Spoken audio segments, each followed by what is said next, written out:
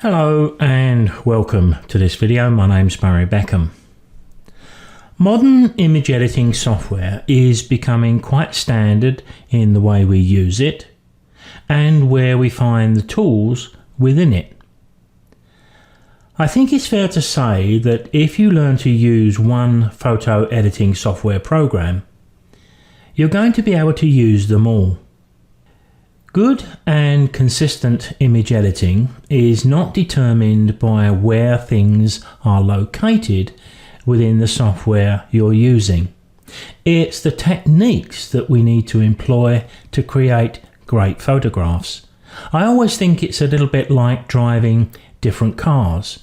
We could own a Toyota for 5 years, but when we trade that in and buy a different make, we don't retrain how to drive the car. We take a week to become familiarized with the new car we've just bought, but that's about it, because 99% of what we're doing remains the same. The two programs that get compared mostly are Lightroom and Photoshop. It's all a waste of time. There's virtually nothing to choose between Lightroom and Adobe Camera Raw, which is a part of Photoshop. A video tutorial using Lightroom is just as easy to follow in Adobe Camera Raw and vice versa, because they're both one and the same. Now, with all that said, let's take a look at manipulating a JPEG image through Camera Raw as a smart object. Now, I've become so accustomed to working in Adobe Camera Raw, and I've become so familiar with it, that I use it for all my images, whether they're raw images or JPEGs. The very first thing I would be doing with a shot like this is to convert it to a smart object. But have you ever thought of going to your keyboard shortcuts in the Edit menu and setting up a function key to do this automatically for you? I find it very convenient to touch my F4 key and have my image instantly converted into a smart object. Now, I've had mine set up for many years. It's quick to do. Let's take a look. Let's go to the top left of our screen to our Edit menu. Down at the bottom, we want keyboard shortcuts, and within this window, the command we're looking for is found in the layers, so we need to open those. It's quite a way down the list, and there is quite a list, so if we click down about 6 or 7 times, maybe a little more, 1, 2, 3, 4, 5, 6, 7, well, you can see I'm just about getting there. Here's the one we're looking for under the heading of Smart Objects. We want to convert to a smart object. In your case, if you've not already set this up, you won't see F4, of course. It's here because I've got mine previously set up. But you can click on the F4 or whatever you see there, and you can choose a function key to apply the smart object. Now, when you click OK for the first time, you will get a warning that says that the F4 key is already assigned. But it's assigned to something I'm going to suggest you probably will never use. So just click past that and say OK. So now it's a very convenient thing. If I want to make this JPEG image a smart object, I just touch my F4 key. And if you look over at the top right into the layers, you can see now that the image has a little icon down at the bottom right corner, which tells me in fact that it is a smart object. Now, one of the benefits of changing this image into a smart object is that we're going to protect the editing by making it non-destructive. If you want to remove the smart object status from an image, if you go to the thumbnail in the Layers palette, go just to the right, right-click, you'll find a command here that says Rasterize Layer, and there you can see we're back to our standard JPEG. Now, what I may do before we reapply that smart object status is to crop my image because I think it needs a crop. I quite like the way my car is actually rising up a little bit, and I'm thinking maybe I'd like to make a little more of that, but I've got too much in the foreground. So let's see what we can do by picking up the crop tool. I'm going to bring up the bottom of the crop, but what I may also do is to rotate it a little bit to see if I can make a little more of that upward movement of the car. Quite often people photograph cars and do this deliberately because it adds a bit of power, and I think that looks pretty good.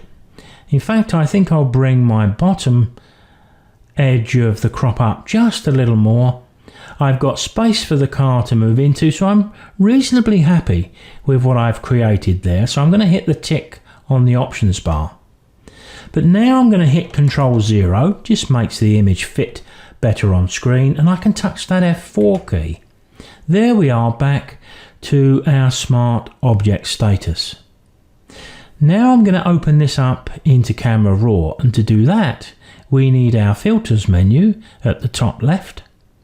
There's the option we need, Camera Raw filter. There's the shortcut, Shift Control A, and suddenly we're in a familiar place. Let's make a start by just scrolling up so we can see all of the basic menu here. I don't think I've got any problems here with color balance. The issues that I do have is that the background is rather light in comparison to the car. So the trick here is going to get the background as subdued as I possibly can without doing too much damage to the car. I think if I was summing up the image editing that I do, typically it's to subdue any parts of an image which is not that appealing, and to enhance the parts that are. So here the background is doing what it does best. It's providing a background for the main center of interest. So we need to keep that strong, but we do need to work on the background, particularly the white shirts of the people in the background, which have been stretched by the panning of the camera. Now, one thing we notice with this image is that the color, contrast and clarity of the car looks pretty good. So given that we're working with a smart object, how about we ignore the car for the moment and just get the background to where we want it. Now, I think the main change we may want to give here is the exposure, or reduce the exposure. So I'm going to drag that down as far as I think it needs to go. It does make the background look a little dull. Now that could be a good thing, it could be a bad thing. We may want a little more sparkle in the background, but of course we do want it to project the car forward, and we've got to ignore the fact that we're affecting the car at the moment, but we'll put that right a little while later. But what we could do, I suppose, is to bring the blacks down a little bit and the whites up a little bit. That will put just a little bit of sparkle back into the background. I don't think I want to adjust the color at all. I don't want to increase the saturation. But what I'd like to do at this stage, I'd like to open this into Photoshop. So I'm going to click the OK button down at the bottom right and do that. Now, although I've opened the image up into Photoshop, I hadn't completed all of the work that I intended to do in Adobe Camera Raw. I think I'd like to darken the top and the bottom of the image a little bit, and I would use a graduated filter for that. But I wanted to open this up into Photoshop, so if you're not familiar with smart objects, you can see exactly what Photoshop gives us. One of the benefits of working like this is the little words you can see right at the bottom there, Camera Raw Filter. If I double click, I can have this image straight back open into Adobe Camera Raw where we left off. But better than that, I've also got a mask here. So I can mask away any of the changes I've put into this image. So we can put any changes into the image in relation to the background we like, because this mask is going to allow me to bring the original car back through, and we'll see that in a few moments. So let's double click Camera Raw filter, jump back into Adobe Camera Raw and apply a couple of gradient filters.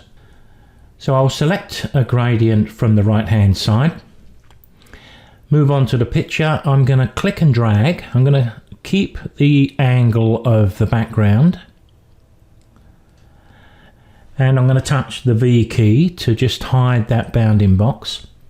Then back over to the exposure, just drop that top down, give it a nice solid tone so there's nothing going to distract us at the top edge. But now I want to do exactly the same at the bottom. I'll just touch the V key again so we can see the bounding box, because if I go down to the bottom and click and drag up, I can create another graduated filter, and now it's got exactly the same settings as the top, but I'll just touch the V key again. I think I'll have a little more down there just to give it a nice solid base. Now, one thing you'll notice is maybe the back end of the car is a little bit lighter here. I think I'd leave the front as it is, but while I'm here I may even put a graduated filter on the back.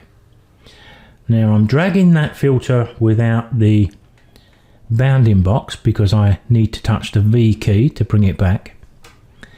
Anytime you apply a change within a graduated filter, if you'd like to start from scratch, just right click within the bounding box and you can reset it. Now you can see how far I've dragged the edge of the filter in. Remember, this is graduated from here to here. If I hit the V key, now I can just give that left hand side just a little bit, not much at all. Now I think I'm ready to open this image back up into Photoshop. What I'd like to do next is to mask through the original tone and colour of the car. Just make that stand out nicely from the background. To do that, I'm going to select the mask, which comes with our smart object. You can see it's selected by the little frame around it. Down to the bottom left of the screen, I'm picking up black to paint with. A pretty standard soft edge brush. We can adjust the size of that using the square bracket keys to the right of the letter P. And up at the top of the screen, you'll notice that we've got the opacity and the flow of this tool set to 100%. I'm going to zoom in just a little bit on the front of the car, and you will probably come in even closer than this. I'll adjust the brush size using those keys. And what I'm going to do now is just quickly and carefully mask the car through from the background below. Now you can see it coming through here. Doesn't look a massive change, but I think when I complete this and we bring this image back fully on screen, we'll certainly notice a difference. You can see it working quite well on the wheels. This only takes a few seconds, and don't forget, if you're new to working with masks, if you make a mistake, all you've got to do is go to the bottom left of your toolbox, switch from painting black to painting white, and you can repair the mask. And a very nice, easy, quick way to do that is to touch the X key, and the front and back colours in that colour picker will change. And as you can see, I could repair any little error that I make, then touch the X key again, and I'm straight back to masking the rest of the car. So I'm going to take just a couple of minutes to go around the car. Just the tricky bits are going to be up the pillars of the car and down. I'm going to do the helmet and the guy who's driving, but it's well worth it in the end. It doesn't take too long to mask a big bold subject like a car, and I hope you'll agree it's well worth the effort. If I go to the little eye just alongside the mask and just click that, you can see a before and after. What a difference it's made to the impact and appeal of the image. Rather pale and insipid here, but much better here. But No change on the car. We're keeping the car exactly as it was. So what I would be doing now, if you've not already done so, is to save this as a Photoshop file, which will retain the smart object status and the mask. Because I'm going to move forward and use tools in Photoshop to cover up the people we can see in the background. So once I've got things saved, I can go to the top right of my layers and I could choose to flatten the image to move on to the next stage. Now I'm a great fan of one of the newer tools in Photoshop, Content Aware Fill. But I did try it with the guy that's standing right on the back edge of the image and it didn't do a wonderful job. So I'm going to turn to an old favourite of mine. I'm going to patch things up. It's a very quick, simple and virtually foolproof way of working. Just requires one or two simple techniques. So I'm going to select my freehand lasso tool from the toolbox, just alongside the guy right at the end there. I'm going to make a selection. It's a very quick selection, as you can see. I need to go to select and mask to feather the edge of that. I only need something low. I only want a soft edge, something like that. Remember, when you put a feather radius here, the amount of radius or feather you get is going to depend on the resolution of your image. The higher the resolution, the higher the value. But that looks okay, and I'm going to output this to a selection. As soon as I do that, I'm going to copy that selection to a new layer using the keyboard shortcuts Ctrl-J. If you look up at the top right, you can see that Photoshop has done that for us. If I pick up my Move tool, I'm going to use the cursor control keys, those 4 arrow keys, and as you can see, if I press and hold, I can move my patch to the left, and then I can use the down arrow to line it up nicely. In this case, it's a little bit paler than the area it's going to cover. So what we could do there is bring up our levels command. Now you'll find this in your image menu, but Ctrl-L is a nice quick way to do it. If I put my cursor into the center box, the mid-tone area, and just touch the down arrow, if you look at the patch we've just applied, you'll see that patch gradually go slightly darker. When we feel we've got it right, we can click OK. If it's not perfect, what we can do is apply a mask. Put a mask alongside the patch, go back to your toolbox and select black. Once again, a pretty standard soft edge brush. Now I've got my flow set way low at about 5 or 6%, because I can make a slightly bigger brush and I can just paint over that area and merge that in. It took about 3 sweeps of my pen, and in fact I think the flow rate that I've got here is probably a little bit heavy for this work. I could have done with slightly less than that, but I think you get the idea here. Now with the spinning round of the screen, you can see that I've continued and used exactly the same techniques to patch the other 2 people, but I've turned off all of the patches so we can look at them one at a time. So there's the first patch we created, there's the second one I created, and there's the third. Exactly the same techniques. Blend them in with a layer mask. Sometimes you may need the free transform tool just to line up lines in the background, but I hope you'll agree that that looks pretty good. So we would be saving this as a second stage of our work in progress, but at some stage we would amalgamate all of these together, maybe into a flattened finished layer. Let's do that now. Top right and flatten, because the one thing I just want to have a go at is we've got a couple of little streaks in the background which I think I'd like to take away. I'll use the spot healing brush for that. I'll zoom in so we can see them clearly. There's one there.